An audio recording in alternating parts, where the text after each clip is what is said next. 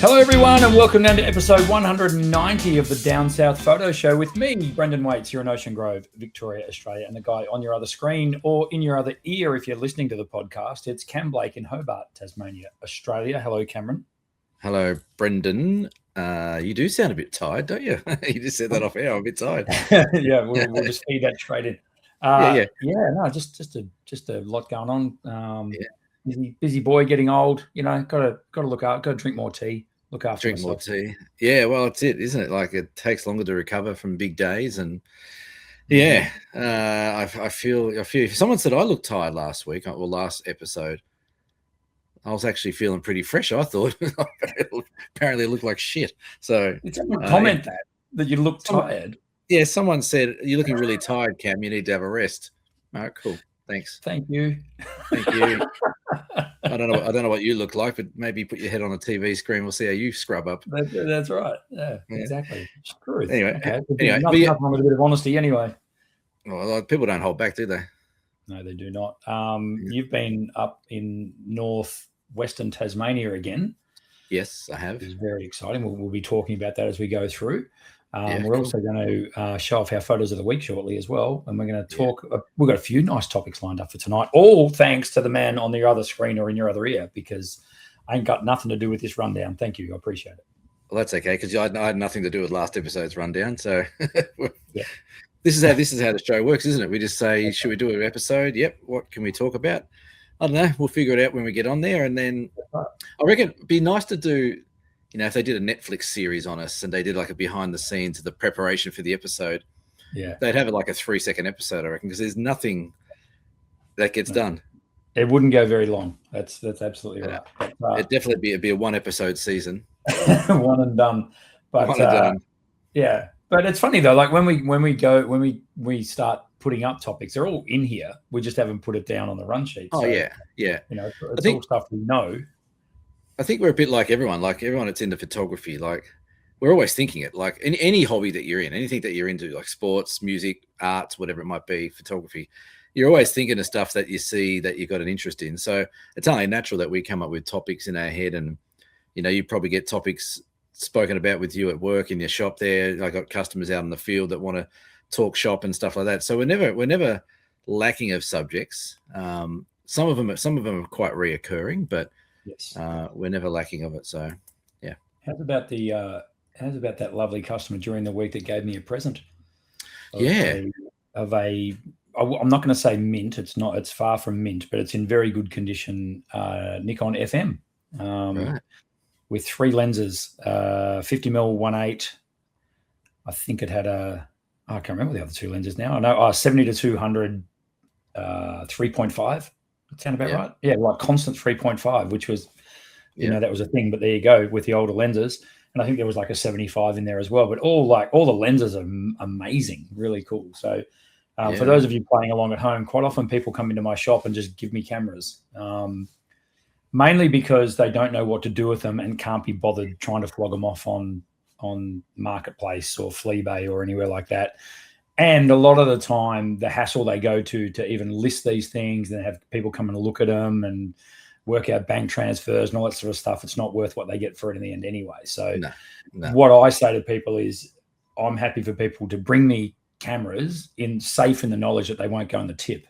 Of course they won't, because they go at your house and just take it. Yeah, that's right. They end up in this room through this wall in boxes. Yeah, that's right. But I have started going through them of late and starting to sort of catalog them a little bit and categorize them. So it's pretty cool. One day I'll end up doing something with them. But yeah, I definitely don't. I hate it too. I hate seeing cameras thrown away. Definitely hate that. But quite often, sadly, it's normally from someone who's departed and they weren't, and the people end up with the cameras are not photographers and don't really want to be the family photographer, and no one in the family wants it. And so it ends up coming into me, which is kind of cool and kind of but you know, it's good to look after the old gear, and hopefully I'll be able to get around to sorting it all out myself, and my kids won't have to go through the same thing. There'll be someone will take over your shop in about 20 years when you retire, and your kids will take all those cameras back into that shop and say, "Oh, Dad had a box of cameras. I don't want them. Yeah, do you want them?" That person will go, "Oh yeah, I don't want to see them go on the tip." It's just this vicious cycle. It is. Hey, Yeah. maybe what we should do is maybe you should clean some of these cameras up. We should give them away on the show, like That's as not a bad idea. If as you've got any as requests for a booby camera that prize. you would, yeah, if you've got a request for a camera you've been looking for ages, leave a comment below. I'll see if I've got one. I probably have. I'd be interested to see if people want to put in the comments as well what their favorite film camera was, if they ever owned one. You know, they may have only owned one, which might make it hard. But if you're right into your film photography, what was your favorite film camera and what was your favorite film stock? We could turn this into a film show. Why not? Film's more popular than ever. Speaking of someone, I was talking to a person who understands what trending is, and someone trending in social media circles. So if something's trending, it means it's very hot right now. It's a hot topic, very popular. Yes. SLR cameras, mirrorless SLRs, digital is trending at the moment.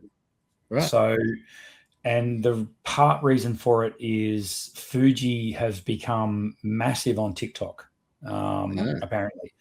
And so cameras like the X100VI, the XT lineup, all of those have become really hot property.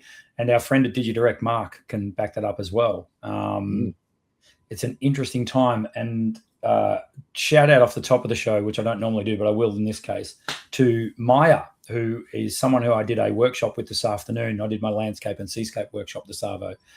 And it was just Maya. It was great. 17, very keen on her photography. And she was telling me all about trending and telling me about how cameras have become hot property across the board. Mainly and she said to me, she says, "Oh, can you get those Fuji X100s Vs?" And I said, "Yes, I can get my hands on all that for you." So she was very excited about that. But she was saying that, cameras have had a resurgence over and above phones, which is very positive for an industry that's probably been looking for some positivity, probably for the last 10 years. So could be interesting times ahead. Well, yeah, I think it's funny that you're hanging out with 17-year-olds and learning about trending. That's cool. But anyway, but yeah, I think you're right. Like, every workshop I go on, a customer will have, I just realized that a pair of scissors are about to drop on my head. That was being good. Not make good content. Make good content. In every workshop I do, at least one customer has one of those little pull-out Fujis or Canon little point and shoots that come out, and it's almost like, all right, okay, what do you got that for? Oh, it's just when I want to take a couple of happy snaps, or I don't want to bring the big camera out and stuff like that. So they are very cool.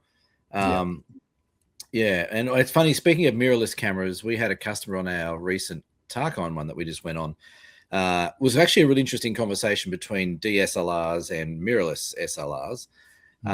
And this lady, Susan, shout out to Susan, she had just bought a new R5 or it might have been an R6 Canon, like literally brand new. She'd only had it for a few weeks and trying to figure it out still. And she really struggled going from the optical viewfinder to the electronic viewfinder, and really getting the hang around about how seeing what she normally sees with natural light just coming through the optical viewfinder versus the electronic viewfinder. And after day one or two, she was ready to throw the new one in the bin. She's like, I don't like it. I just don't like the look of it. I don't like the feel of it.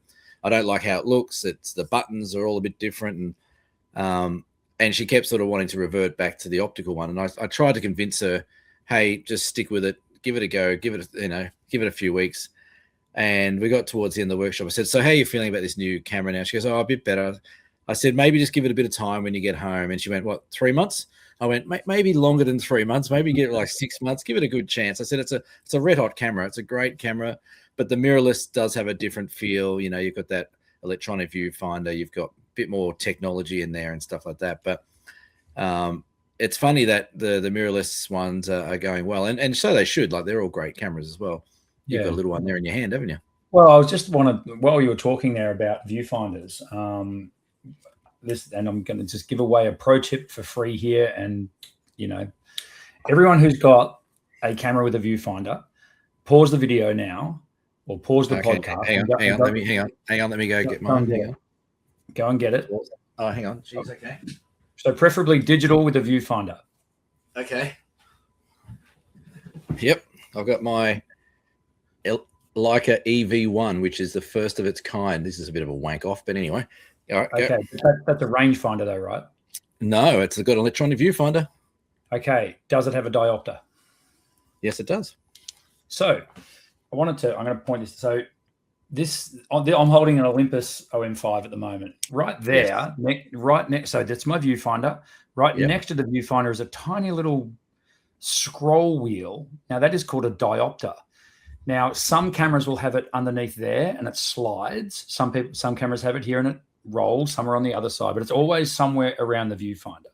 This one, look at this one. This one pops out. There you go.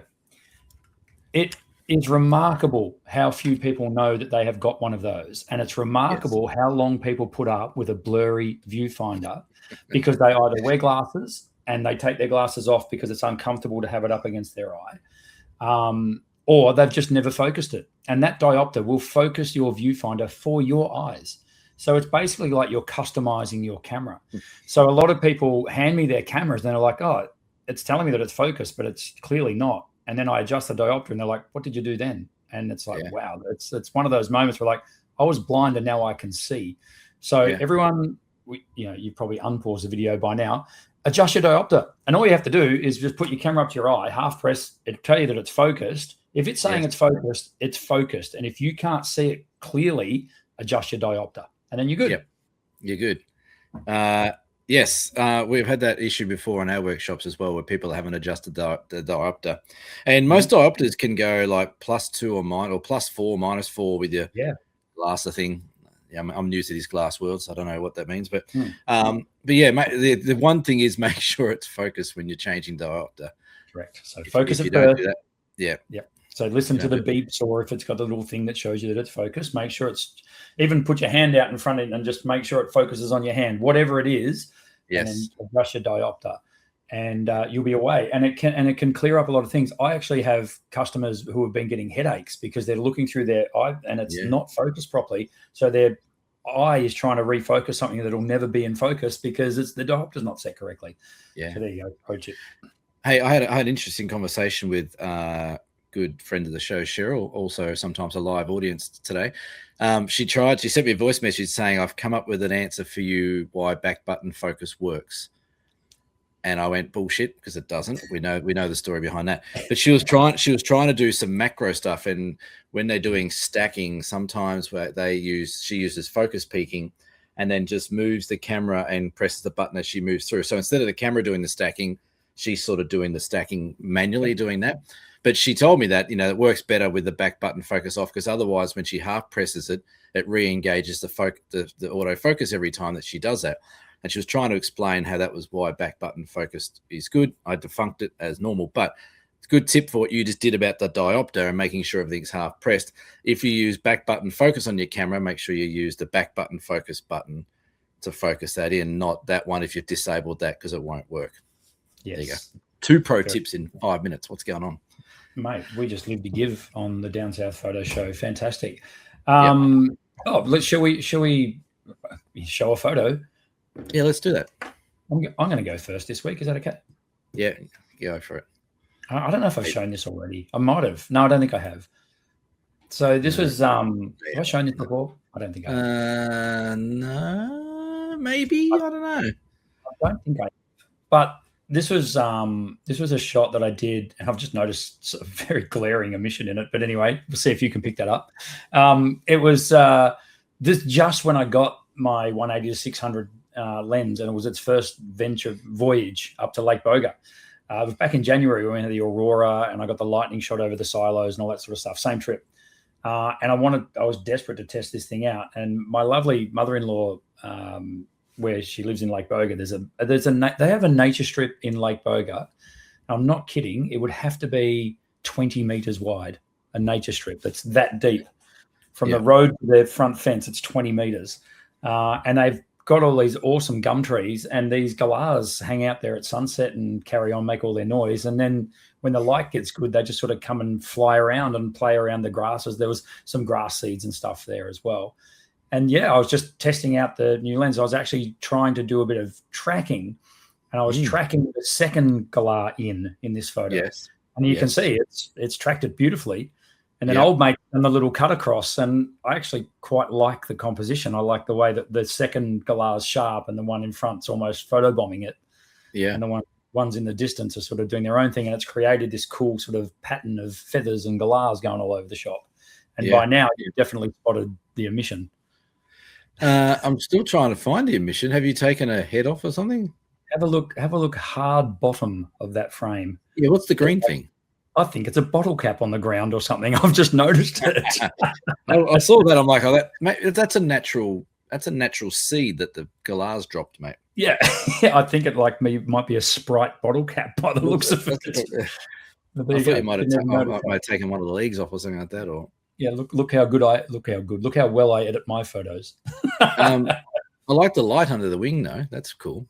Yeah, it is cool. And of course, this is in the Mallee, so you get those awesome Mallee sunsets. And for some reason, golden hour in the Mallee seems to last for 2 hours. Like it's just it's so good up there. We've got such big skies, don't they? It's so much time to reflect and keep going. Yeah, like the tracking on the new cameras these days is phenomenal. It is remarkable. Like I'm very impressed. You've got to be equally impressed with the old film photographer guys who just had the one focal length, and they just nailed those shots, even though they had maybe manual focus or early days autofocus, and still were able to get some of those cracking shots. Here we are just pressing buttons and it just does it all for us. Yeah, I mean, I would argue that you couldn't get this photo like before autofocus, at least before autofocus. Well, you might have. It might have been a fluke though. That's what I mean. Like you've lifted your strike rate 1,000-fold with modern cameras that can track like this. And as I say, to have another galah cut in front, but for it to stick with the original one that it locked onto, that's really impressive. I think that's really cool. It asks the question, doesn't it? Like with all the technology, AI tracking, 60 frames a second, mirrorless cameras, electronic shutters, the whole thing. There should not be a reason to be a shit photographer these days. Like really, like if you think about it, like you should be able to walk away with good images on a regular basis with the tools that we have at our disposal. We still don't know how to use them, but even on auto mode, that's right. I would counter that by saying, with all of the latest technology in golf, why am I still a shit golfer? You know what I mean? You've still got to know. It's the arch and not the arrow, in my opinion. I get it, I get your point. And there's so much technology, but that in itself can be problematic. That becomes overwhelming for a lot of people. So it does, yeah. But it's interesting. The analogy could be similar to like I don't buy into that golf one. Sorry, that's okay. We're allowed to disagree, but it's like we've gone from shooting cannonballs to now laser pointed missiles. And that's like, we went back in the day, they have to shoot cannonballs and they have to line up and get the wind right and the distance and the angle. Now we just press a button, lock it on a subject, and away we go. Like I think things are a lot easier these days with the technology and photography. But on the flip side, like you said, a lot of people do struggle with that technology, and I think that may be where they get themselves let down a bit as well. Yeah, but you've still got to know where to point it, and that that composition knowledge, the knowledge of how to compose images. This photo, this is a good example, because I didn't dream for a second I was going to get a shot like that. This is a happy consequence of me testing out a camera for its tracking capabilities. I didn't design that photo. That wasn't predetermined. That just happened. But the camera has given you a good photo. Absolutely, yeah, and which is cool. And I think that's, as I say, a happy consequence of where we're at now with technology. I reckon I've got a few photos like that now, particularly with wildlife. That I wouldn't have dreamt that photo up in my head. It was because the technology delivered it. Be it the tracking, be it autofocus, or other things that assist us these days in getting these shots. So yeah, it's definitely food for thought. Anyway, that's my photo of the week. I'm going to remove that. And I'm going to put yours up. Can you claim that as your composition then? I don't know. Can I? Fuck do I know? I don't know. Here we are. Speaking of technology and speaking of F-ups. So this is down in the Tarkon. This is on our recent trip with the Osgeo gang that went down and did beautiful 5 days in the Tarkon region. This is down at a place called Sarah Ann Rocks. I love this little spot. There's a little area you can get down to and get some great compositions with this beautiful light coming through. But it's a complete screw up for mine. The foreground looks great. I think the composition's pretty good. The light on the rocks is good, but I completely blew the sky out. I had this shot, you're right up against the wall. You've got like a meter behind you to try and get a tripod, and it's really hard to sort of get a view on your camera when you're sort of sitting there. And I think I probably underexposed by a stop, and I probably should have done a couple of stops. And I'm really dirty on this one because I like it, but I tried to polish that sky, and I've just got this big banding bit going over it. It just looks pox. So it's a good lesson to, another 2 seconds of taking my time to figure this out and just double check the histogram and make sure I was right, which is what I was teaching all the other guys there. And I completely screwed it. But it just goes to show that, a good photo can be ruined by a simple miscalculation of exposure, especially those highlights when you can't get them back. But great little spot, and I love getting back there. And the more I get back there, the more I want to go back there, as you would know as well. You've been there before. So yeah, like a great spot, and we had a great tour, and we got some great shots there. We had a really lovely sunset there, but just disappointed. I got that one back, and I when you take a photo and you go back home, you're like, oh, I can't wait to see that one. I think that was a good one. Well, this one was one of those. Oh, I can't wait to get back. It had the good foreground, had the light on the rocks. I'm like, excellent. I think I got a cracker here. Got back, put it straight on my computer, and went, oh, good. I've blown the sky out. And I thought, all right, I'll do what everyone else does, and I'll try to polish this turd as much as I can. And there's not enough glitter in the world to make that sky look anything. Didn't happen for you. It just didn't happen. I'm like, great. So lesson learnt. The thing it does my head in about these ones, and it's a little bit of kicking yourself and a little bit of FOMO as well, is like, am I ever going to get those conditions at that spot again? Because they were really lovely soft light. It was all working. Have I missed that chance to go back there again and get similar light? Who knows? So yep. That's right. And the tide, will it be the same again? And angle of the sun, whole thing. Yeah, but I suppose you could look at the other way and say, well, I know the comp now. I know what I'm chasing. Maybe next time you're there, you'll have some really epic cloud in the sky that's going to prevent that blowout. So it could go the other way. So for the viewers at home, Cam, what should you have done in this case? So with this one, I reckon I've shot this at like f16 ISO probably 100 on a tripod. I normally start at about one stop under exposing. I use aperture priority. So one stop under was doing enough to get the light on the rocks and all that highlights under control. So I want to make sure those highlights don't blow out. And obviously I need to bring those shadows up when I get into post. What I should have done was probably gone 2 stops under, so that sky was definitely under control, and then bring those shadows up, a bit more to get that foreground back out. Another way I could have done it, which I don't like doing, would have been potentially to bracket, do 3 shots at different exposures. But I like to get everything in one shot. So that's my challenge every time I do it. So one shot wonder. But I just screwed the pooch on that one because I just didn't go 1 stop under. And I think, and at the time, I had some customers just around to the left here, and it's a little bit of a precarious place. So I was a little bit in the back of my head. I'm like, I'm waiting for one of them to fall in and kill themselves. So I'm listening out for them. I had Cheryl on the 2A radio. She was at the top on the right-hand side where you've been before as well with customers. So I was a little bit distracted and just trying to get a quick shot. But that quickness sort of screwed me up. So yeah, make sure when you're taking shots that if you've got a really nice sunset or some lovely light in the sky, don't overdo it. Make sure you've got it under control with your exposure. And I'm sure you tried a hard crop to basically just eliminate the rocks in the top and the sky altogether. Yeah, I tried that and I just didn't like it because I really like that, because I guess I'm a bit of a shooter as well, that I remember a lot when I'm out in the field as to what it was like. And the light on the rocks in the background was just delicious, for lack of a better word. Yeah. And I'm like, I've really got this beautiful light coming across all this rocky foreground landscape, and all I needed was that sky. It wasn't going to be anything special. It was just going to be sort of a bit of a reddy, orangey sky, but yeah, completely cooked it. So it happens to the best of us. And I was kicking myself. And I had another shot. I went along. I did it twice. That's how stupid I am. I went and did it to another composition. and did exactly the same exposure because I went, oh, okay, light's not changing too much. Bang, same exposure. No, screw that one as well. So yeah, it was a bit of a stuff up, really. Yeah, and you're quite right. I mean, we've all been there, but I think it's really important, to just keep an eye on it in the field, and that's what you were trying to do, but you had your hands full. So, ideally, you're there on your own and you can concentrate 100%. But you're totally right. Like the amount of times I haven't practiced what I preach, and it's like, oh God, what are you doing? Like, hang on a minute, just let's have a look at this. Would you have? I mean, and I don't know that you do. I don't. Well, I don't, but maybe you do.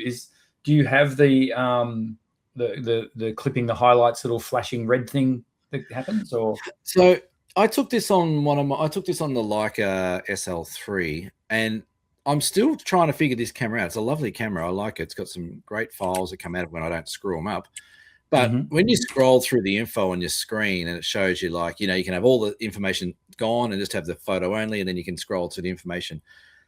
Every now I'm really struggling to get that sequence of scrolling through the info button to get all the different things I want up in the same sequence. So it does have the flashy bits, but sometimes I press it and it's not there. Sometimes I press it when it is there. So it's just that cycle of info that I've got to get my head around. It's in the settings somehow. But I normally do have that there. And if I'd had that on, I would have definitely seen that flashing at me and gone, right, okay. Been a red flag. Well, it would have been, exactly. It would have been definitely there. And so it was just a stupid thing where I just didn't concentrate enough, and the rest is history, as they say. But normally I do have those clippers on and get them sorted out so I can say, right, okay, I've got those highlights a bit out of whack there and rescue them. But not on this one. So again, like I said, it's sort of a stupid effort, but it is what it is. Yeah, but I think it's also cool, to recognize and we're always learning, and that's the thing. We always, you're never done learning this sort of stuff. So even as you say, even as it happens to the best of us, I've done this 100 times myself. So can I just show you how? Hang on a sec. I'll just see if it's going to load for me. It might not. I just want to show you how stupid AI is. Okay, this is what AI did to your photo. You ready? All right. Okay. There you go. Funnily enough, that's almost what it looked like. Yeah, but how the hell is the sun lighting the front of the rocks when it's behind the freaking rock? Yeah, that's right. Come on, AI, lift your game. What you don't know about that location, on the left-hand side, there's a massive mirror. I was going to say, move that sun out of the frame to the left, and that's sort of what I was getting. Really? So, Okay. All right. Well, sorry. So I'm going to get that filth off our screen there. That's better. But that's why I was a little bit dirty, and I'm like, oh, I've totally mucked that one up. And I'll share the other one. I'll put up there as well. You can show people once it loads up. Eventually, it'll come in there. Different composition, but same problem with the sky as well. Right. The rocks in the foreground were those beautiful sort of blue emerald colored, bluey sort of greeny colored rocks that have been spinning in that little hole for millennia, and look all lovely. And I I think I was more worried about how much detail I could get out of the shadows, and just totally forgot about the sky. So but again, like I said, I'll get back there. If only you had a camera with built-in ND grads. Yeah, if only. Well, I do actually. I know. But you know what? For all its positives, that Olympus OM1 Mark II, the graduated neutral densities are shit. They don't work very well. Right. The neutral densities, the neutral densities I love. They're really good, but the graduated, no, they've still got to improve that a bit. It's really hard to do and really hard to get it sorted out, and does a bit of a whack job on it. So. Do you reckon it would have helped you with that shot? Maybe. Yeah. If anything, having a proper grad filter like a one in front would have helped. Yeah. But yeah, it is what it is. What I should have done now, thinking it just live now, what I should have done is probably waited, which I couldn't. But after the sun went down, we got some incredible purple sky right behind those rocks. I should have been down there after the sun had gone. And then the dynamic range would have been a bit closer, but at the expense of that lovely light on the rocks. So yeah, and probably the customers wanting to get dinner and freezing to death. and freeze to death. Actually, we had really mild weather. It's been, today's been rainy down here, but we've had some really good weather up here. It's been absolutely remarkable in southern Australia. How long the warm weather has lingered. But I reckon I'm about to bring that to an end because I'm heading off down the Great Ocean Road tomorrow with 4 people. So I reckon that's that. It's probably going to snow. Yeah. Well, don't laugh. So you got a 4-day workshop, is that right? Yeah. For 5 days. So yeah, 4 nights. So Apollo Bay, based on Apollo Bay. It's the same workshop that you and I have done a couple of times, but I'm just doing it on my own. Well, when I say the same, there'll be a couple of slight changes because the people can we just talk to government and get them to sort their, out. The Cape Otway Lighthouse has been handed over to government to be, and it's just become almost impossible to communicate with them. Anyway, sorry, I digress. But yeah, it's that part will be interesting to see if that plays out. But you can just jump the fence. That's what everyone else does. You probably could, but we wouldn't do such a thing, Cameron, on our workshops and tours. We buy the book. Definitely buy the book. Definitely buy the book. Heading off tomorrow, back Friday. So somewhere along the line, this will get uploaded, I guess. Right. You might have to do it straight after we do it. Possibly. We'll see. People will know when this came out, when it comes out. You keep saying that. You make it like some sort of mystery. It's not. Hey, big shout out to Lucky Straps. Yeah. I did an interview with them, so they give you a free hoodie. Oh, really? Nice. I wore it the other day. I wore it the other day. It's like a bony coloured one, as you can see. I wore it the other day, and the first thing I did was put my arm on a table and had sauce all the way down straight away. Like, for Christ's sake, if it was black, I would have got away with it, but nope. It does take a special kind of confidence to wear anything white when you are approaching 50. Thank you for reminding me. Am I approaching 50? Well, you are. Some of us are past 50, aren't we? Yeah, the view's nice from over this side too. Don't worry. I'm sure it is. Should we do a couple of rundown topics? Oh yeah, let's have it. Well, I thought we had, but anyway, let's keep chatting. We probably have, but that's right. So Cam and I were talking during the week about the workshops we run, and we're talking about the types of customers that we get, and we're also always, of course, like all businesses, looking to attract a bit of growth and new customers and all that sort of stuff. And I raised a question with Cam insofar as, do we market enough to beginners, to people that who may, and hopefully there are people listening to me right now that are beginners and have stumbled across the Down South Photo Show, have got into photography recently and want to learn more about the caper. Because what we're finding is on a lot of our workshops, the joint ones that Cam and I do, and I'm speaking for you, Cam, so step in whenever you want, but I'm assuming a lot of the ones you run as well, the majority of your customers are not beginners. They are enthusiasts. They are maybe in their 4th or 5th year of, being into photography.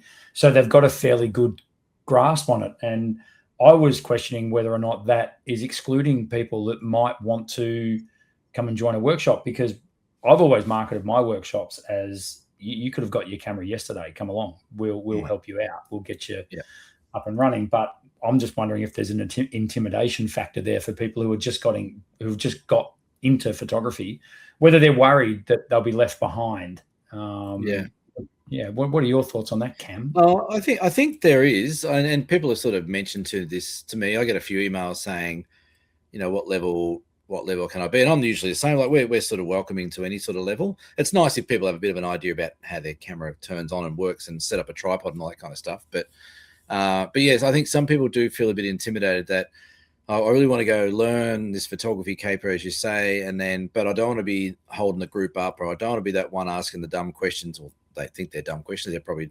relatively normal questions that we get. So maybe they think, I've got to go do a bit more of my own stuff and go down that solo track a bit more and learn a bit more that way, as opposed to maybe jumping on and learning from a couple of professionals. So yeah, I think it's definitely a thing.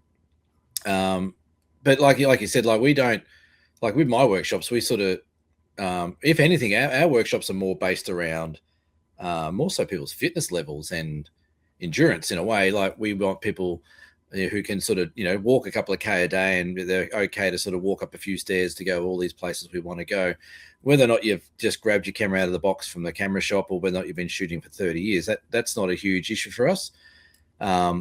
And both you and I think, are pretty good at our craft where we can adjust our teaching to all the different levels we may have on there. And sometimes it's good to have some people on there who are quite experienced, because you can generally say, hey, we're at this waterfall, we're here for an hour, and they go, cool, I'll be back. And off they go and they do their thing, where that then frees us up to help, the people that may be beginning or have less experience on a photography workshop. So yeah, like there's no real level that we don't want. But I reckon just a caveat on that in case we start getting some people. But if there is someone who's just literally bought a camera, haven't taken it out of the box and not come on a workshop and, want to set it all up and get all set up on that first day, that's sort of not what we would indicate. We'd probably maybe talk to you before the trip and get you set up. But we want people to sort of be up and running and ready to go with their camera set up and at least know how to turn it on, set up a tripod, focus, know a few of the buttons, maybe have looked at the menu a few times and stuff like that, and then the rest we can assist with. But yeah, that's right. And people that are in that boat, I mean, there are plenty of people around. I'm one of them that run entry-level workshops. I do them in my shop here in Ocean Grove, where still my most popular workshop by a country mile. Like, I'm getting regular people coming into those. What I love as well is there's a level of enthusiasm that comes from beginners, and I really like that. People that are probably they're probably not as much a beginner as you think, in terms of everyone's got a camera in their phone, so everyone takes photos, and I think we've probably got phone photography to thank a little bit for keeping people interested in photography, because people are still taking photos with their phones. I get a lot in the shop where people come in and they've got amazing photos on their phones because they've been visiting great places. First and foremost, but they've captured amazing sunsets and things like that. But they can see that there's parts of the image that aren't quite right, that sort of the phone hasn't had the capability of capturing the scene to its full potential in terms of what an SLR could do, for example. By that I mean dynamic range is the big one, where, as we're just talking about, losing detail in highlights and shadows and that sort of stuff. And then the conversation starts. Well, how can I come around and get around that? And then it's like, well, let's talk cameras. And it's like, wow, full circle. I used to shoot film on a camera, and then I went to a phone. Now I'm going to go back to a camera again. I love that sort of stuff. But to your point as well, you're quite right. We don't literally want someone to turn up with a Canon in a box and they haven't opened it yet. Ideally, you've got, as Cam said, how to change a lens, for example. That's a big one. And where the memory card goes, how to power the battery and all that sort of stuff. But that's pretty rudimentary stuff that you can cotton onto within a week or so. But personally, I would hate to think that there are people out there, people that watch us or follow us on socials and that sort of stuff, that think that they don't belong on one of our tours or workshops. You all do. So I as I say, it'd be great if we got some feedback from people who are interested, like-minded people. And the other thing I was going to say as well was, you said it's handy when we've got experienced people on the show, on trips, because sometimes they help out the beginners, which is so cool to see that when that happens. But on the other side of the coin as well, I remember this has happened a few times to both of us. I remember this, where we'll be explaining something to someone who doesn't understand. So they're a beginner and they want the knowledge. And then someone who's been over here taking photos for 15 years goes, what? I didn't know that. So that happens as well, where, where people, that it's basically like it's a refresher course as well. If they're listening in on me running a beginner's workshop, it's like, oh, wow, that's right. Yeah, I forgot that I have to do that. I think the gap between beginner and not beginner, or beginner and intermediate, is not as wide as what people would think. And I still learn stuff. I learn stuff off customers sometimes. People go, oh, did you know you could do it? I'm like, no, had no idea you could do it. Or I shoot it this way. I'm like, oh, okay, I've never seen people do that before, and away you go. So that's right. We don't want to cut out people, and I'm sure there would be a few people that watch the show and listen that are a little bit in the beginner camp. I know at BFOP, the Bright Festival of Photography has quite a lot of newbies that come along to that as well. And if you are one of those people, feel free to approach us, on the BFOP if you see us and ask us some questions, but don't feel like you can't join in on any of the conversations or the workshops at BFOP as well, because you think you're a beginner and not worthy of sort of being in that workshop. You are, and we've all got to start somewhere. We've all been a beginner, and you don't get any better unless you keep practicing and learning off others. So I have never once at BFOP or any place where a workshop's running and I happen to be there, I've never ever once seen someone come up to an instructor, ask him a question, and that instructor do an eye roll. It just doesn't work like that. It's like, cool, I can show you that. Like we normally turn the other way. Yeah, that's right. Yeah, and do an eye roll.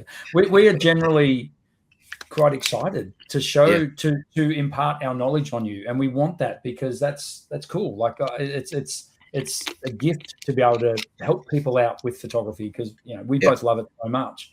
We want them to be just as excited about it as we are. So when someone comes up to me and says, "Hey, can you show me how to adjust my diopter?" Happy days. I'm all over it. So the other thing, we love the questions. We kind of feed off it, right? We do, and it strokes our ego a little bit. Like I like being able to say I know something that someone else doesn't know. The other thing as well is I think a lot of beginners might also look at workshops and go, "Oh, $2,000 or $3,000 for a week away, or whatever it might be." Like that's a bit like, do I want to spend that money on that? I would say, and you've said it from the start, if you had money in photography, buy more experiences as opposed to gear. If you're looking at doing workshops, most likely you've already got the gear or gear that's worthy of coming along. So you can do what a lot of people do. And in my experience, after running hundreds of workshops, is so many people get to a point where like, you know what, I've been down every rabbit hole on YouTube. I've been engaged with every old bloke at a camera club who thinks he knows everything. I've listened to podcasts and shows like you guys, and I'm not getting any better. When they come on a workshop where it's hands-on, it doesn't have to be our workshops, any workshop.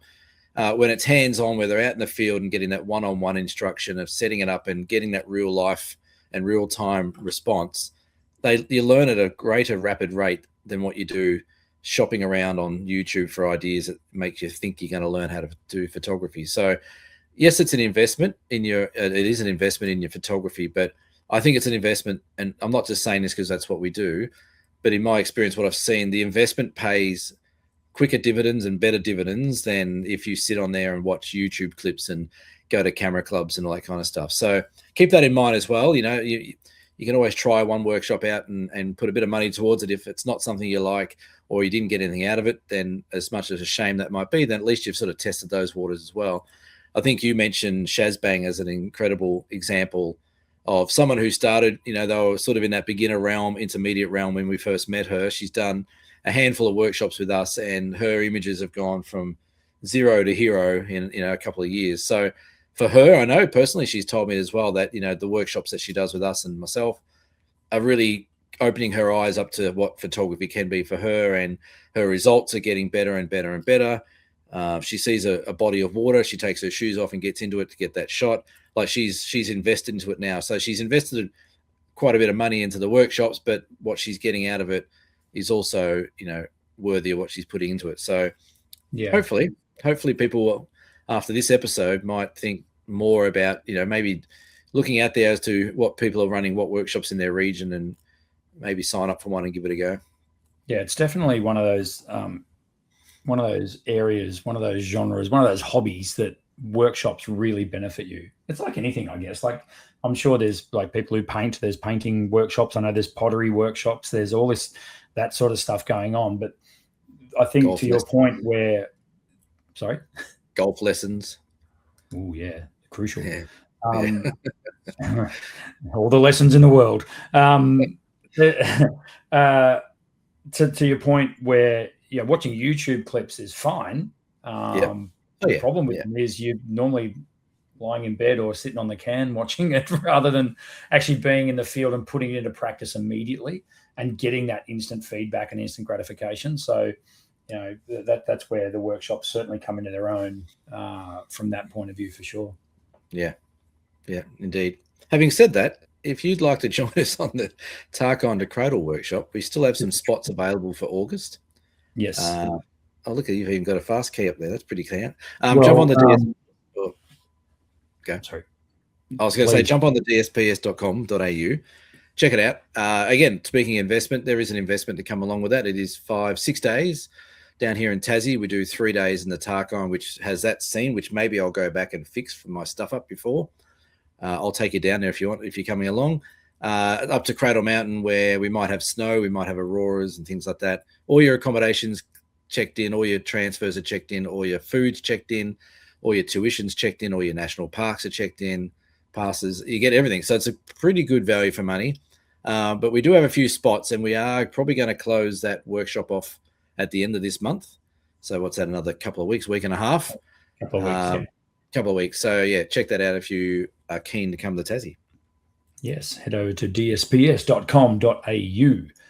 Get on board. I think I say this most years. I love that workshop because of its diversity. It's incredible. Yeah. Like that, you're at sea level, and then you're in snow, and then you see a wombat, and then you see Serian rocks. You go to Sumac Lookout. Get out of town. Well, guess what? We went there again the other day. Yes, and the lady had the new Canon. It's quite a funny moment, actually. I'm going to dob you in, Susan. Sorry, don't unsubscribe. So we're standing there, we're waiting and waiting. There's a little bit of fog in the valley, like normal. We're like, oh, it's going to happen. Maybe it's going to happen. We just need to hold off. Just hold off a bit. We had our long lenses out, our tele photos. The whole thing. We're just waiting for it to happen. And in the back of my head, I'm like, if that sun breaks through, it's on like Donkey Kong here. And every now and then it was just showing a little slit of glimpse to get through the clouds. And all of a sudden, the photo I've just put up there, all of a sudden that happens. And I'm like, oh my God. And I turn around and Susan's packing up her gear. She goes, oh, I thought it was done. I thought we were going for breakfast. I sort of had a bit of enough. I'm like, put your freaking lens back on, turn around, take a photo. So we all got that photo.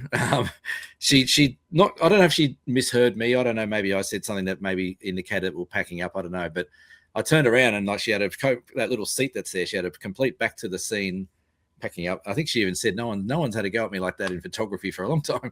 I just didn't want her to miss that moment. Like turn around, take the shot. So Sumac Lookout. If you come on our Tarkine Cradle workshop, we'll guarantee we'll go to this location. We'll definitely go there. Yeah, we may not get exactly this, but on 9 times out of 10, we do get a bit of a scene like this in the morning. But another cracker morning there at Sumac Lookout. One of my top 5 photos from 2025 I took there. Love it. Such a good spot. Yeah, it's very cool. Yeah, nicely done. But what I have noticed, Brendan, I'm going to segue into the next one, is that every time I come home from a trip, I'm uploading photos and I'm doing all that kind of stuff. I am not culling as many photos as I need to. And I've got way too many photos in my catalog on Lightroom. Like my Lightroom catalog is currently at 250,000 photos. And that is just what I've put on there. That's not necessarily every memory card I've ever used. There's a lot of other stuff saved on hard drives and things like that. Do you cull heavily? Like I'm an absolute spaz when it comes to culling. I just import everything, back everything up. I don't go and cull much. And now I'm getting to the point where like, geez, I've got like 15 years of culling and I haven't done any. Yeah. And that's the problem, isn't it? It's like compounding interest. It just keeps coming. And it's totally. It totally is. And now I'm just sitting there going, God, I'm trying to do a new website for this little Pencil Pine Studios, and I'm trying to like a bit of a gifty-wary sort of thing that I'm trying to. If anyone wants to check it out, pencilpine.com.au, or is it just .au? No, it's just pencilpine.au. I've taken the comment. And I'm trying to find images from springtime. So I've gone to, sort my images, and I went and sorted by September to November type of thing. 85,000 photos pop up. I'm like, God, how can I cull? And I'm like, righty, okay, I'll go by camera. I'm like, okay, I know I got some good ones on that old Fuji I had, so sort by Fuji. There's 6,500 photos. I'm like, the hell am I doing? Why did I not just cull these down when I had it? So I'm going to change my approach and just trim the fat off some of these shots. I know there's have you seen the AI culling on Lightroom now, where it goes through and picks up eyes that aren't sharp, focus that's not sharp, and it just goes and puts a star next to them? Have you seen that? Do you want that? Yeah, me neither. I've always had this system, and it seems to have worked relatively well. So far as it works for me until I get lazy, and then I end up where you are. But what's true? That's what it is. Like you just it can get so like life gets in the way, right? And Yep. you know they're there. It's a job that you put on the back burner, and then tomorrow never comes. So what I do, I'm kind of in the habit of it now, and I'm okay at it these days. So I'll come back from the Great Ocean Road. I'll make a folder, Great Ocean Road, May 26. Yep. Everything goes in there. Then I go through and I create another folder, and that folder is called Keepers. Yes. And I literally just drag Keepers across. I'm like, yep, I want to look at that. I want to look at that. And these are the ones that I'm going to edit. These are the ones I'm going to get a closer look at. All the rest are still there, but rarely get looked at. They're the real rainy day stuff where I'll just go back through a folder from Utah, for example, and I'll go, oh, actually, I remember that photo because I'll think of it. I'll go, I was at that place, that canyon, and well, how come that's not in my Keepers? And then I'll go look. Oh, that's why it's not in my Keepers. It's crap. Yeah. So it's got cameras. Yeah, that's right. Yeah. So it's a simple, it's as simplistic as I can make it because I do it when it's simple. Don't overcomplicate it. I quite enjoy it, but I always do it on a big screen. So I come into the office here and I use this 32-inch monitor just to make sure that I can, have a good look at it. And laptops and iPads and that sort of stuff are cool, but I find detail gets missed a little bit. And I'd much rather just do it a bit more slowly, give myself an hour just to have at least to create that Keepers folder and go from there. So that's the system I use, and it's to this point it's worked okay, I guess. Yeah, look, I think one of the problems I'm having is because I'm on the road a lot is that I want to go and get some photos out there from the trip that I've just done. So there'll be, this is just this is my main computer, 250,000 images. My laptop has also got 100,000 images on there that I haven't transferred over. So I think I'm sort of like, okay, I've got to get some photos out there and sort of put it out there. But maybe what I need to do is just really wait till I get back to home base and, like I said, put in a system that just comes into this system only. Which has its own issues, and it's the rhythm of the workshop, right? So you know how it works. Like you get up for sunrise, you're on the go for the majority of the day. There's rarely downtime in the middle of the day, particularly in winter when the days are shorter. You get sunset at 5:30. You're out for dinner. You're talking photography with people or just chatting in general. It's 8 o'clock, 8:30, 9 o'clock. All right, everyone, go back to your room. You're knackered. You're knackered. And the last thing you want to do is edit photos, but you got to feed the beast, right? You've got to, all right, these are the photos we did today. This is how this workshop worked. Here's the promotion for, here's the link to the workshop we're running next year. Like, and that cycle is probably a little detrimental, but I notice when I've done workshops with you, you're really good at it. You'll sit down and you'll be editing, like you and I have done it where we're at Kangaroo Island for the scouting trip, for example. We had the footy on, we're having a couple of beers, and you're there editing. Now I couldn't do that. I couldn't do that because I'd stuff it up. I feel like I'd rush it. And just to get a basic edit out, so I struggle with that. And I've tried to do that in the past, and I've just gone, you know what? I think I need to not do that. Maybe one or two images, but when you look and you go, oh wow, I got a dozen incredible images today. I want to post all these, and I get that, and I love the excitement around it, but it gets too hard. As I say, you're feeding the beast, and that's hard. The beast stays hungry, and you get tired. Well, this is the thing that that Cheryl and I were actually talking about the other day. So we literally did Daintree, day off, New Zealand 2 days off, Cradle Mountain 2 days off, Tarkine 2 weeks off. And we had a chat about it halfway through that we really need to manage fatigue as well. So that's, and speaking of running businesses, like we have all these risk assessments and all these other things. Fatigue assessment is what we're now doing as well. So like one of the workshops, we had dinner and both of us were in bed by like 8:30. So all right, see you in the morning, bang, see you later. I'm off to bed, see you later. because we actually said, don't worry about editing. Let's not worrying about the next day, what we're doing. We know what we're doing. Let's just get some sleep on, even if it's a couple of hours more than we normally do, because it's a bit like anything. Like you get on the computer, you're like, oh, we're finished. That was a great day. I had dinner, had a beer. When I got back to the room, whatever, start editing. Oh shit, it's 11:30. I got to be up in 6 hours, and you're done. So we've had a good chat about that we need to manage our fatigue a bit more, better for that. And I think, going forward, I think I get sucked in as well, because my editing process is pretty quick for each image. It's only a couple of minutes. So I know I can sort of go through and do it fairly quick and get some nice shots out there. But I think that's also detrimental, because I'm like, it's only going to take 5 minutes to do a couple of photos. But then it's like your computer slows down, or then you have a chat with Cheryl or someone else about something for 10 minutes, and then, ring home and say good day to the wife and kids for half an hour, and then do a podcast with you on the road. Like by the time you get there, you just run out of time. So I think culling images and how I do that, and I'd be interested to see how people's little process is when they travel, whether or not they do it straight away, or they get back to the hotel room excited about a shot they get, or do they just wait to get everything home and then allocate a day or two after they get back once they've had a bit of a rest and stuff like that. So let us know in the comments what your best is.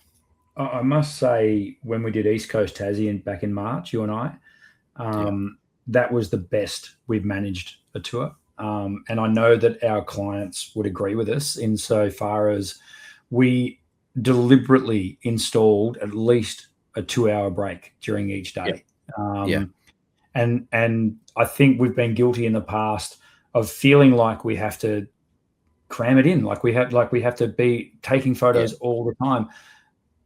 I think the opposite is true. I think you need to just hang on, think about this. We're doing 14-hour days because we're bookending sunrise to sunset, and then editing and wining and dining and all that sort of stuff. So you've got to on purpose just, okay, stop. Now I'm not a napper. I don't know if you are. I cannot take a nap during the day. It's just never going to happen for me. I can. Yeah, I know you can. But when I'm, I reckon I'll be 70 before that starts to happen for me. So I just can't. I don't know. My brain just doesn't work like that. So, but I did find when we had those couple of hours, I might literally just put the telly on, or watch a movie or something away from photography. But there was actually a couple of times where I just went for a walk on my own with my camera, and I didn't mind that. That was kind of cool. Just to righto, little reset. We're just I'm not having to communicate. I'm not having to educate. It's fine. That worked really well, and I think, as I say, that's definitely this week coming on the Great Ocean Road, that there will be a lot of that for me. And I think also having giving people their freedom as well, and not pushing it down their necks the whole time. I think that's really, people like that. It's like, okay, this is where we are. Go off and take some photos. Let's talk about them when you're done. Yeah. And the other thing you notice is you notice things that you didn't notice, like that time we drove past the Caltex petrol station that we never knew it was there. There's no way that must have been built overnight. I still can't believe it was not there the first day or the second day, but then all of a sudden it was there. How could we not have seen that, Cameron? Amazing. Well, maybe we are getting old. I don't know. Is that a Die Hard shirt? Nagasaki's Tower shirt? Oh, I've just turned myself off. Nakatomi Plaza. It is, isn't it? How did I notice that logo just from the top of it? There you go. That's weird. This is actually I only wear this normally at Christmas time, but there you go. It fell its way into my rotation. Yeah, I love it. Best. We're doing shout-outs? Shout-outs? Yes, we are. You've already done your shout-out. I'm going to do it again. Maya was fantastic. Great. I've got a feeling Maya and I are going to cross paths a few more times. I think she's looking for a bit of mentorship, which I really enjoy with young kids. And she's super keen. Like, she's keen as mustard to learn more about photography, which is great. So I wouldn't be at all surprised if we found Maya on one of our workshops at some point down the track. So shout out to her. I know she's take under 18ers. I do have a working with children's check, so do I. So that means I do. She's going to be 18 pretty soon, I think. So whatever. But I don't know. What kind of camera does Maya use?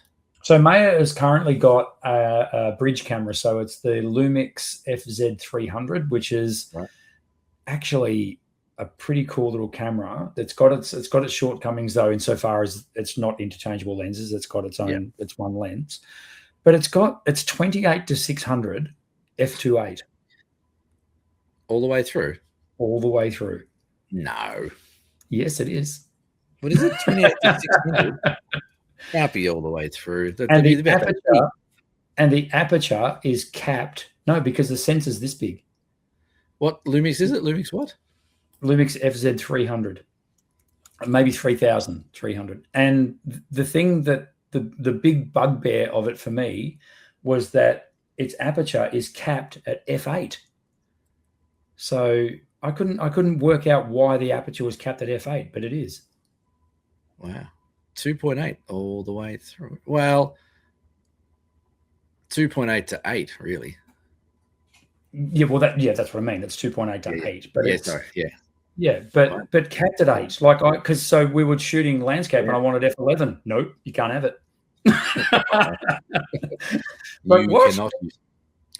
I'll have a look at that. I've just looked at the Panasonic page for it, and it's got a picture of a kingfisher coming out of the water with a little fish in its mouth. Captured on that camera. Hang on a second. Might have been. I don't know. I got to use it today, and I was pretty impressed with. I mean, it's an old camera. Like it's been around. Well, it's not that old. It's got splash dust proof. It's got cool. It's pretty cool. It is a pretty cool little unit, but it's limiting in terms of focal range, and like you can't go wider than 28. And capped at f8. I don't get it. It's actually 25 to 600. What did I say? 28. But that's okay. There you go. It's even wider. That's pretty good. Yeah. 2.8. That's incredible. It is. It's remarkable. But the sensor's like what you find in your phone. So it's a small sensor. So, but those shortcomings aside, it's a good bridge camera for someone to have. Yeah, absolutely. And Maya's going to start studying photography in September. She's doing a 1-year course, course, I guess it is. It's somewhere in Melbourne. I think to do with fashion. Okay. Cool. Yeah. But I think what will happen when she gets there is they'll want an SLR in her hands. So we'll talk about that sort of stuff as we get there. But Maya, shout out. Now you got some shout outs to do as well. Oh yeah, I was just going to shout out to our little OzGeo travel group. This is our first workshop of the year we're doing with them. We've got Flinders Island. We're going a week from today. We'll be on Flinders Island doing another workshop, and then we've got 2 Flinders Islands bookending the Kangaroo Island workshop we're doing, and then maybe another Flinders Island one later in the year. But shout out to Eva, Susan, Catherine, and Anne. We had 4 people. Originally had 5. We had another lady that pulled out very late. Great group. Really got on well. Had a lot of fun. A lot of laughs, took some great photos, all had Canons, I think, apart from Eva. Eva had her phone, but it was good fun. So I just wanted to shout out to them and hopefully see them again on a workshop somewhere. But we had a good time in Natarkon. It was good. Question without notice, when you have a client with just a phone, yes, is it harder? Is it easier? How does that play? I think it depends on the client too. Like some people, we had a lady in Scotland who had a phone only, who didn't really need too much help. It was more just composition. What do you think of this composition and things like that? But she was happy. She was pretty proficient with it. So she was pretty happy just to sort of happy snap her way through. Not Scotland, sorry, Japan. But with Eva had the iPhone. She wanted to learn a bit more about composition. We spoke about using the live view to get the slow waterfall sort of effect happening. We spoke about how she can lock in the exposure and play the exposure up and down. So we taught her a few more tricks of the iPhone. I don't think they're any different. I think they're probably pretty easy to manage because there's no interchangeable lenses to muck around with. There's no, one thing you notice with people who shoot phones is they're not swearing and cursing about their gear, putting up their tripod, picking up their backpack. All that kind of stuff. Another funny little side story of our trip, Susan had one of the Nissi filters, the circular polarizers that you screw on the front. And we got back from Sarah Ann Rocks and she's like, oh, I've lost this filter. I'm like halfway back home. I'm like, oh, I said, I won't be going back out there for a little while, but you never know. Someone might find it, but not many people go there. She goes, that's okay. Look, I'll have to buy another one. My bad, whatever. The very next day, shout out to Nature by Nathan. Nathan's a guy from WA who's now living in Tassie. Sends me a message and says, hey, mate, any of your clients lose anything at Sarah Ann Rocks yesterday? I went, well, actually, yes, someone lost a Nissi filter. And he goes, this one? And he sent me a picture of, and he found it. So they've got in touch, hopefully, and they've got it all sorted out. So what are the odds? What are the odds? I know. We actually ran into him at Cradle Mountain on our macro workshops, and he said he was going out there. I said, oh, you got to go check out Sarah Ann Rocks. It's really, really quite good. And he's obviously gone out there and almost scored himself a Nissi filter, but he's a good, honest bloke. So g'day to Nathan. Nature by Nathan, if you're looking him up online, he's got some incredible stuff from all around Australia. So, yeah, it was a good news story. But, yeah, it was a good group. iPhones are fine. Like I said, people. So can I just elaborate a bit more on that? Do you ever encourage people to put, for example, the Camera Plus app on a phone so that they've got manual control? Not usually, no. Normally, the people that, well, in my experience, the people that have come on with iPhones don't really have an interest in doing too much of that. They're just happy to use it as a point and shoot, but get the most out of the point and shoot settings they can. Yep. Actually, Eva told me something really pretty cool that she'd learned, and we went and saw the big tree, which is a 60-meter tree, and she did a vertical panorama of the tree all the way up over to the top, and it looked amazing. And I'm like, that's a great. So actually, speaking of learning off customers, I went, I'm going to do that. So I did a panorama of this big giant tree up into the canopy. So, but in my experience, the guys that we've had with phones on the trips are just happy to sort of happy snap, and it does seem to be more about composition and just getting good looking shots without doing too much. So more about composition with the phone, because that's really all they're interested in wanting to learn, I guess. I guess so, yeah. They don't really want to learn about too much, exposures and shutter speeds and apertures.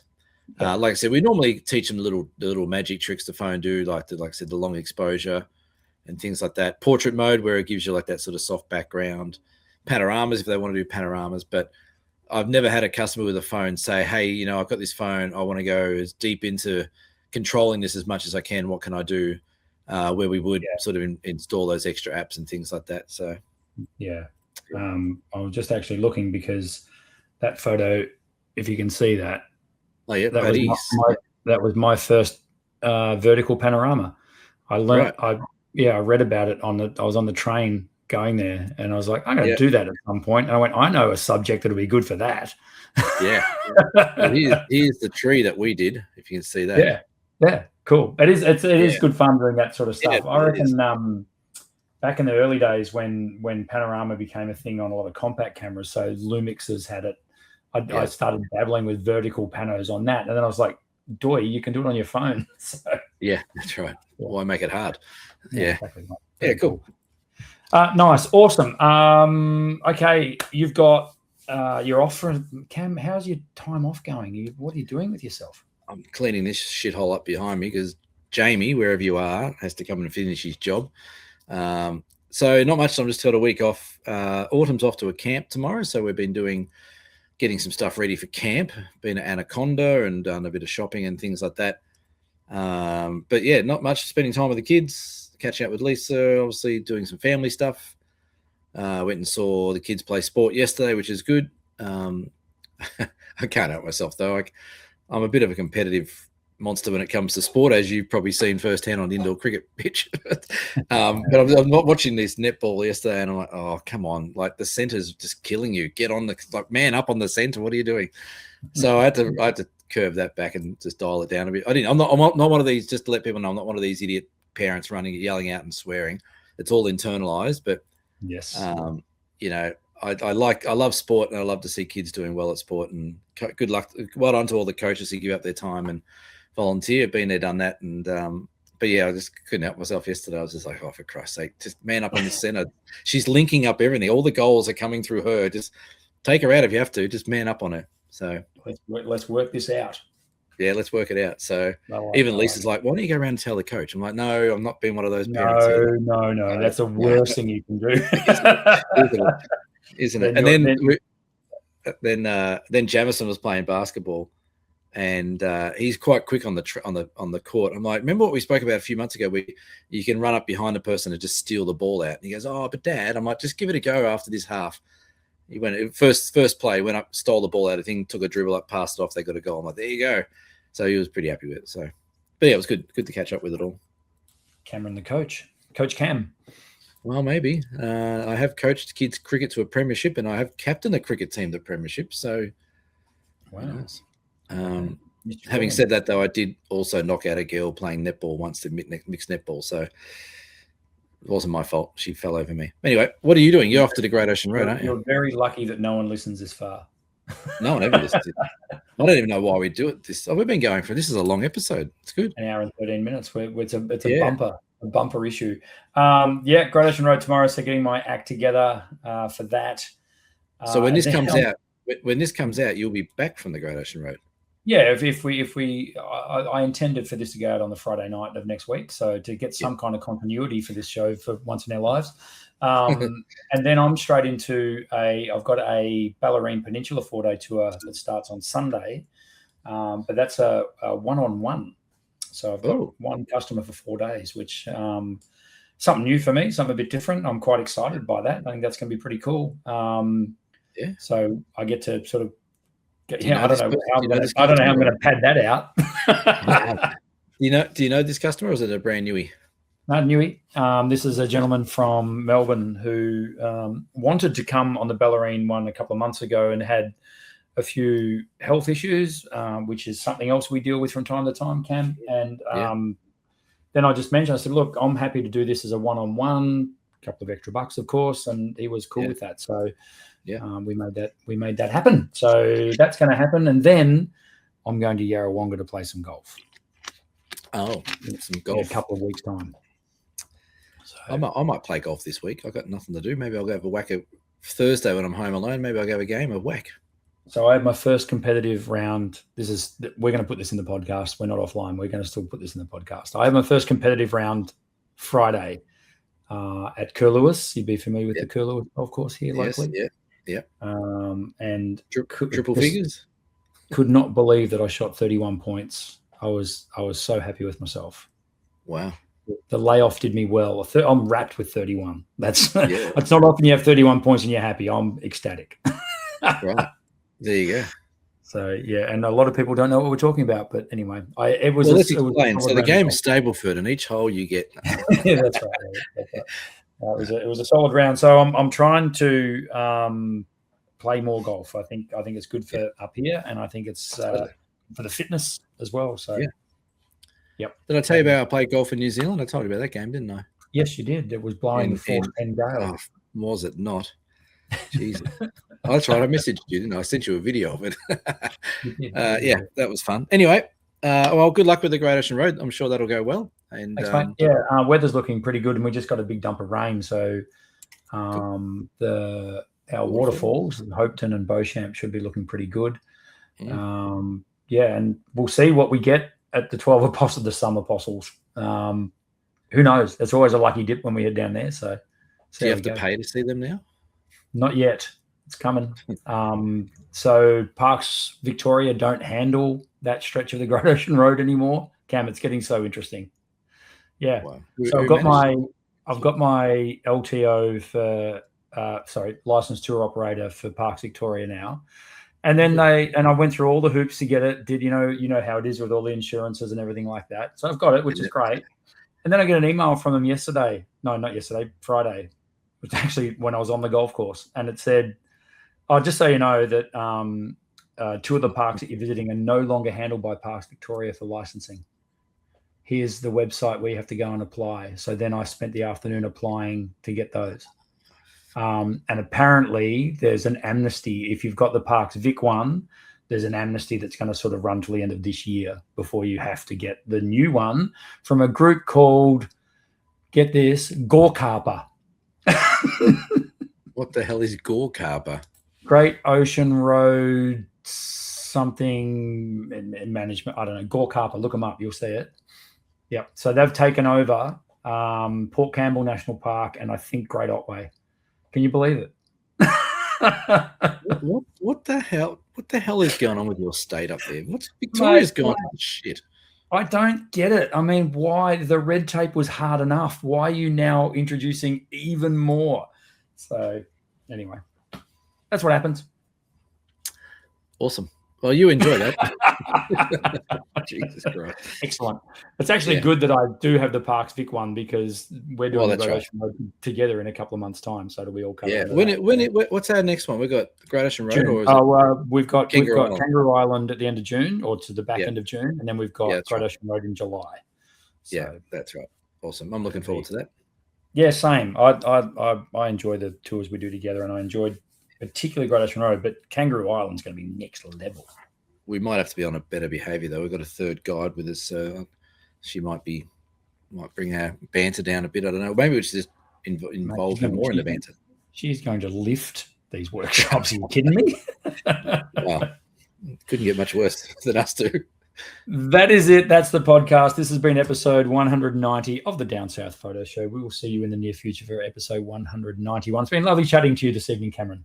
It's pissing down rain here in Hobart. Yes, you too, mate. Good to catch up. And we're back on track. I think. I feel like we're getting into a groove.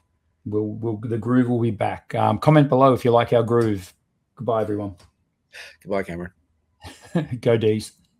Shut up. Beat me.